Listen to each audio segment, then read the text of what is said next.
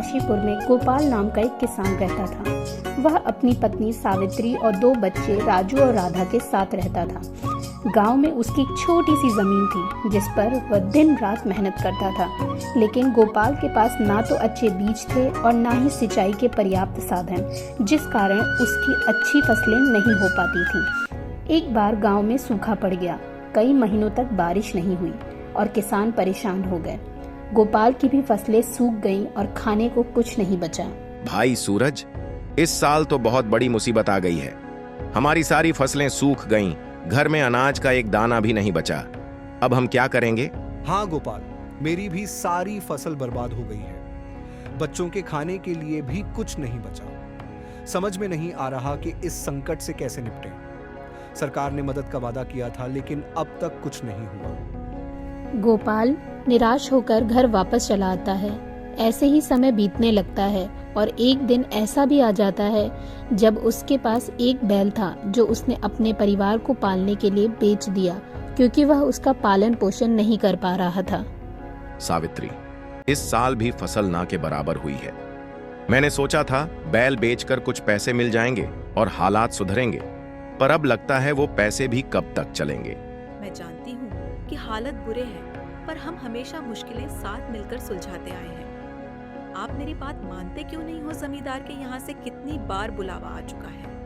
क्या फर्क पड़ जाएगा अगर मैं बाहर जाकर झाड़ू पोंछा और बर्तन का काम कर लूं? कम से कम महीने के राशन पानी का इंतजाम हो जाएगा। ऐसी बात मत किया करो राजू की माँ। तुम्हारी बातों से मुझे तकलीफ होती है। मेरे लिए मर मिटने जैसा हो जाता है। मेरी बीवी किसी और के यहाँ काम करे। नहीं, मुझे नहीं देखा जाएगा। मैं तो गांव में अपना मुंह भी नहीं दिखा पाऊंगा। इतना क्यों सोच रहे हो? मैं क्या अपने लिए ये सब सोच रही हूँ? मैं भी तो परिवार के लिए ही सोच रही हूँ। मैं जानता हूँ सावित्री, लेकिन फिर भी ना, काम करने तुम तो नहीं जाओगी। अब जो भी हो, मुझे कुछ उपाय खोजना होगा। अच्छा ठीक है, मान ली आपकी बात। कोई ना कोई रास्ता जरूर निकलेगा। हम नए तरीके सोच सकते हैं या किसी से मदद मांग सकते हैं। हमें एक बार जमींदार साहब से मदद मांगनी चाहिए। शायद वो कोई हमें कुछ पैसे या बैल उधार दे दे।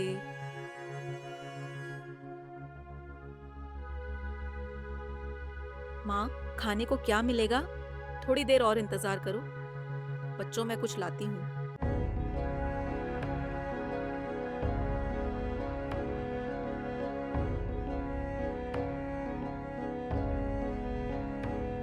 गोपाल दिन रात इसी चिंता में घुल रहा था कि वह बच्चों को ढंग का खाना भी नहीं दे पा रहा था।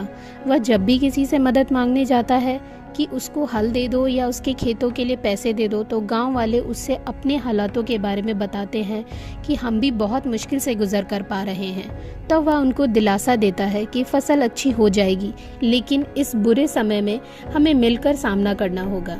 एक दिन अपने खेतों में जमीन को खोदते खोदते वो बेहाल सा हो गया। सूखी और बंजर जमीन पर फावड़ा भी नहीं चल रहा था। उसकी आंखों से पानी निकल निकल कर जमीन गीला कर रहे थे। उसकी आंखों के आगे बार बार अपने ही परिवार का चेहरा आ रहा था। इस समय वह अपने आप को बहुत लाचार और निसहाय महसूस कर रहा था। वहाँ गांव का जमींदार वीरेंद्र कुमार बहुत ही लालची और निर्दयी था। उसने गांव के कई गरीब किसानों की जमीन अपने नाम करवा ली थी और उन पर भारी ब्याज का बोझ डाल दिया था, और ये बात गोपाल अच्छी तरीके से जानता था।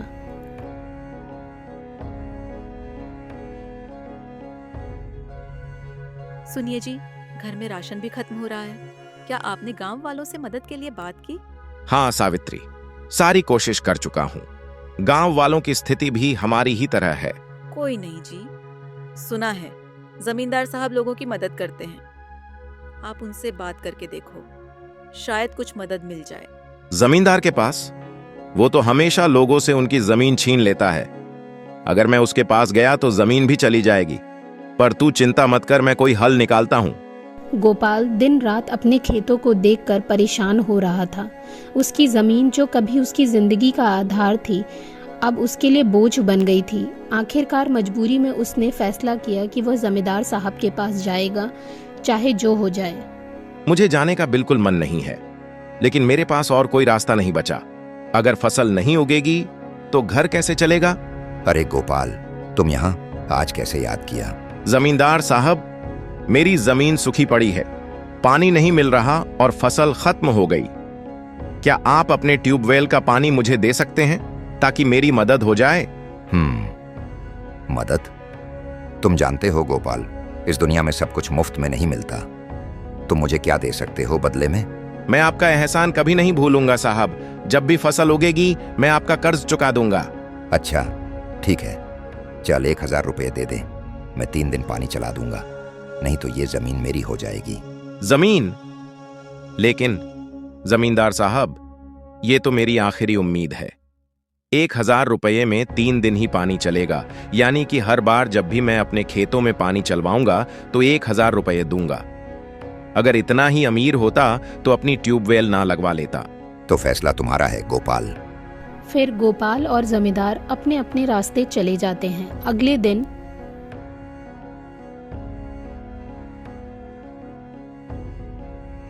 पिछले हफ्ते थोड़ा सा ही गेहूं पड़ा था जो मैंने पिसवा लिया था। बस आज ही का आटा पड़ा है।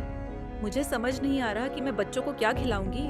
तुम अभी का तो खाना बनाओ, शाम तक मैं देखता हूं, कहीं दिहाड़ी पे काम कर लूंगा। 2 रोटी का जुगाड़ कैसे ना कैसे कर ही लूंगा। सावित्री खाना बनाने लगती है और दोनों बच्चे अपने स्कूल जाने की तैयारी करने लगते हैं। वो तो शुक्र था कि गांव में सरकारी स्कूल था जहां एक समय का खाना भी बच्चों को दिया जाता था। खाना खा के बच्चे स्कूल चले जाते हैं। उधर शहर में जहां गोपाल के बचपन का दोस्त विजय का परिचय होता है, वह एक सफल व्यापारी के रूप में शहर में सुखद जीवन जी रहा था। एक दिन वह कई सालों बाद अपने गांव जाने का फैसला करता है। मैं सोच रहा था मीना, कई साल हो गए गांव गए हुए, पता नहीं वहां के हालात कैसे होंगे। गोपाल से भी बहुत दिनों से बात नहीं हुई। सोचा है इस बार उसे मिलकर आऊं। जरूर जाओ, पुरानी दोस्ती और रिश्ते याद रखना बहुत जरूरी है। मैं आपका सामान लगा देती हूँ। विजय खुशी खुशी गांव के लिए निकल जाता है। वहां पहुंचते ही वह अपने मन में बोला, ये तो वही गांव है जहां मैंने अपना बचपन बिताया था, पर अब सब कुछ बदल गया है। गोपाल जैसे ही घर से बाहर जाने लगता है तो देखता है पैंट शर्ट में एक आदमी उसके घर के बाहर खड़ा है। गोपाल मेरा भाई, क्या हाल है? इतने साल हो गए तुझे देखे हुए। गोपाल बहुत पहचानने की कोशिश करता है। हाँ जी भाई साहब, किससे मिलना है? मैंने पहचाना नहीं। ये बोल के तो तूने मेरा दिल तोड़ दिया गोपाल। मुझे लगा था कि तू तो मुझे एक नजर में ही पहचान जाएगा। क्या यही थी तेरी यारी दोस्ती? मैं तुझे कभी नहीं भूला। गोपाल फिर ध्यान से उसका चेहरा देखता है और उसके गले लग जाता है और रोना शुरू कर देता है। विजय, तुम यहाँ कैसे? मैं तो सोच भी नहीं सकता था कि तुम शहर से यहाँ आओगे। मैं कोई सपना तो नहीं देख रहा? अरे ओ राजू की माँ, देखो कौन आया है। जी कौन आया? मैंने तो कभी नहीं देखा इन्हें। कौन है ये? नमस्ते भाभी जी, मेरा नाम विजय है और हम बचपन से पक्के दोस्त हैं। अच्छा अच्छा, आप ही विजय भैया हैं। बहुत बातें सुनी हैं मैंने इनके मुंह से। आपसे मिलके बहुत अच्छा लगा। आइए भैया, अंदर आइए। विजय जब गोपाल के घर के अंदर आता है तो उसके घर की हालत देखकर उसको बहुत आश्चर्य सा लगता है। 2 टूटी फूटी चारपाई, एक रस्सी पर कुछ पुराने कपड़े टंगे थे, नीचे जमीन पर एक दरी बिछी थी। ये सब क्या हो गया गोपाल? तुम्हारी हालत देखकर मुझे बहुत दुख हो रहा है। किस्मत ने साथ नहीं दिया विजय, पता ही नहीं चला। धीरे दो सब कुछ खत्म होता चला गया। बरसात का इंतजार लंबा होता जा रहा था और जमीन बंजार हो गई, जिसके चलते खेती से कुछ भी नहीं हो रहा था। और मेरे पास तो ट्यूबवेल भी नहीं है। गांव के जमींदार साहब से मदद मांगी तो वो पैसे मांगते हैं और मेरे पास पैसे भी नहीं हैं। जैसे तैसे बस जिंदगी कट रही है। मेरे भाई, तो तुमने कभी ये बात मुझे बताई क्यों नहीं? ओह, बताते भी कैसे तुम्हारे पास मेरा नंबर जो नहीं था। इस बीच में कभी गांव भी तो नहीं आया। ये सब छोड़ो और मुझे ये बताओ, गांव कैसे आना हुआ तुम्हारा? तेरे परिवार में कौन कौन है? तेरी शादी वादी हुई या नहीं? हाँ मेरे भाई, सब ठीक है। शहर में मेरा अपना बिजनेस है और शादी हो चुकी है मेरी। मीना नाम है उसका और एक बेटा है, नाम है अमित। बाबूजी गुजर चुके हैं, माँ है जो साथ रहती है हमारे। बेफिक्र रहो, उन सब से भी जल्द मुलाकात करवाऊंगा। सुनकर अच्छा लगा मेरे दोस्त कि तूने कितनी तरक्की कर ली है। धन्यवाद भाई। बस मन किया तुझसे मिलने का तो चला आया। आखिर तू ही तो मेरा बचपन का सच्चा दोस्त था, तो भला मैं क्यों ना आता। तुमने तो मेरा दिल भर दिया। आओ चलो कुछ खाते हैं। तब तक सावित्री खाने के लिए जो भी रूखा सूखा था घर में वह विजय के सामने परोस देती है, जिसे विजय बहुत मन से खाता है। फिर वह गोपाल के यहाँ थोड़ा सा आराम करता है। विजय अपने मन में, मुझे कुछ न कुछ करके गोपाल की मदद करनी होगी। मैं उसे इस हालत में नहीं छोड़ सकता। विजय ने अपनी पत्नी मीना से फोन पर अपनी योजना पर चर्चा की। यहाँ गोपाल की हालत बहुत बुरी है। मैं सोच रहा हूँ कि उसकी मदद के लिए कुछ बड़ा करना चाहिए। तुम्हारी सोच बहुत अच्छी है। हमें अपने पुराने दोस्तों का साथ देना चाहिए।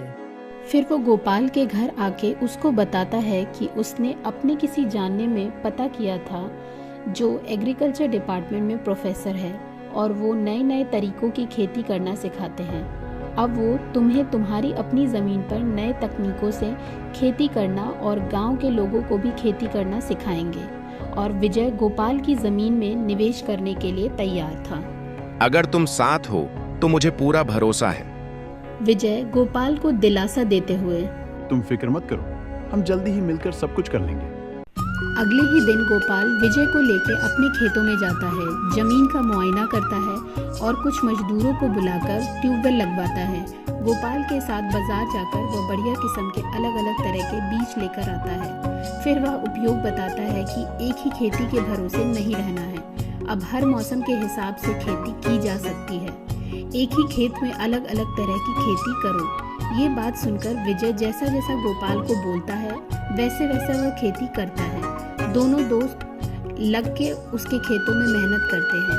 2 महीने बीतते बीतते ही गोपाल देखता है कि उसके खेतों में सब्जियां उग गई हैं, जिसे वह विजय की मदद से मंडी में बेचता है और मुनाफा कमाता है। घर आते समय, दोस्त आज सिर्फ तुम्हारी वजह से मैं कम समय में मुनाफा कमा पाया। सच में तू किसी फरिश्ते की तरह मेरी जिंदगी में आया है जब मैं पूरी तरह से टूट गया था। तुमने मेरी जिंदगी बदल दी। अगर तुम न होते तो शायद मैं कभी यह दिन नहीं देख पाता। कैसी बातें कर रहा है? हम दोनों पक्के दोस्त हैं। एक दूसरे के काम नहीं आएंगे तो भला कौन आएगा? सुन, कल मेरा परिवार भी गांव आ रहा है। भाभी से कहना अच्छा अच्छा खाना बनाकर रखें। बिल्कुल, ये भी कोई कहने की बात है। मैं अभी सामान लेके जाता हूँ। गोपाल अपने बच्चों के लिए फल और मिठाइयाँ खरीद के लाया था। सारे पैसे लेकर वो सावित्री के हाथ पर रख देता है। सच में विजय भैया के आने से तो हमारी जिंदगी ही सुधर गई।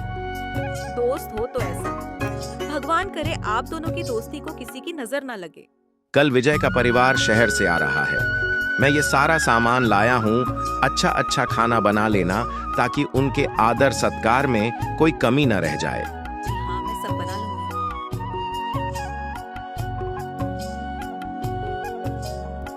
स्टेशन से विजय और गोपाल विजय के परिवार को लेके आते हैं। सावित्री विजय की मां के पैर छूती है और उसकी पत्नी के गले लगती है। फिर सबको मिठाइयाँ और पानी देने के बाद वह सबको खाना परोसती है। भाभी, आपसे मिलकर बहुत खुशी हुई। विजय फोन पे अक्सर आपकी तारीफ करते थे और जैसा बताया आप उससे भी अच्छी हैं। सच्ची भाभी, दिल खुश हो गया। बचपन में नानी के यहाँ जाती थी, तब चूल्हे की रोटी खाई थी और आज फिर रोटी खा के मजा आ गया। ये भी तुम्हारा ही घर है मीना, जब मन करे आ जाना। बच्चे भी आपस में घुल मिल जाते हैं और बाहर खेलने चले जाते हैं। सारे बड़े बैठ के बातें करने लगते हैं। विजय और गोपाल आगे की प्लानिंग करते हैं। विजय उसे बताता है कि हर मौसम में अब किस तरह की खेती कम समय में की जा सकती है, ताकि आने वाले समय में गोपाल को पैसे के लिए दिक्कत ना हो। मेरे भाई, तुम बिल्कुल भी परेशान नहीं होना। हम जैसे जैसे बोले, बस 1 साल तक तुमको अपने खेतों पर मेहनत करनी है और फिर देखना तुम कितना मुनाफा कमाओगे। दोस्त, अगर तुमने आकर इस स्थिति को ना संभाला होता तो पता नहीं मैं क्या करता। मैं पूरी तरह से टूट चुका था। तुमने किसी फरिश्ते की तरह सब कुछ संभाल लिया। बेटा, मिलजुल कर काम करने से ही फायदा होता है।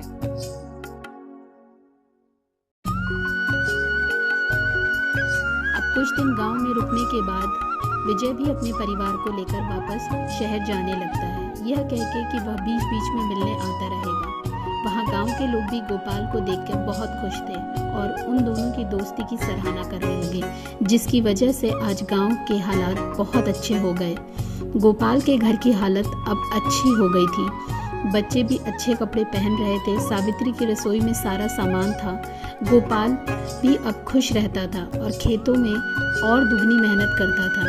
जब भी किसी तरह की सहायता की ज़रूरत पड़ती तो विजय उसे मदद करने गांव चला आता और देखते ही देखते गोपाल की आर्थिक स्थिति बेहतर से बहुत बेहतर हो गई।